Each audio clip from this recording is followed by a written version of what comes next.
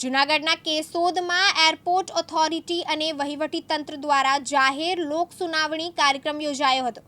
કેશોદમાં નવાબી કાળના એરપોર્ટને airport authority અને વહીવટીતંત્ર દ્વારા આંતરરાષ્ટ્રીય એરપોર્ટ બનાવવા માટે કામગીરી શરૂ કરવામાં આવેલ હોય, જે કામગીરીથી કેશોદ શહેર અને 10 ગ્રામ્ય વિસ્તારના ખેડૂતો આસામીઓને આ પ્રશ્નોની સમસ્યાઓ રજૂઆતો સાંભળવા માટે જાહેર લોક સુનાવણી કાર્યક્રમ કેશોદ નગરપાલિકા સંચાલિત સ્વામી વિવેકાનંદ ટાઉન હોલ ખાતે રાખવામાં આવ્યો હતો। તેમાં નાયબ કલેક્ટર અને એરપોર્ટ ઓથોરિટીના અધિકારીઓની ઉપસ્થિતિમાં પ્રોજેક્ટરના માધ્યમથી કેશોદ એરપોર્ટ આંતરરાષ્ટ્રીય બનશે, જેની ચિત્રણ સાથે માહિતી આપવામાં આવી હતી।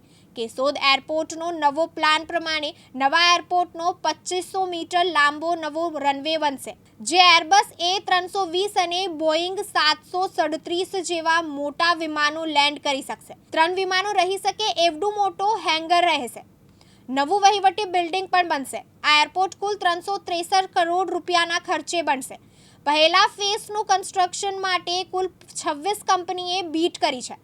પહેલા ફેઝમાં કુલ 161 કરોડ ખર્ચ થશે।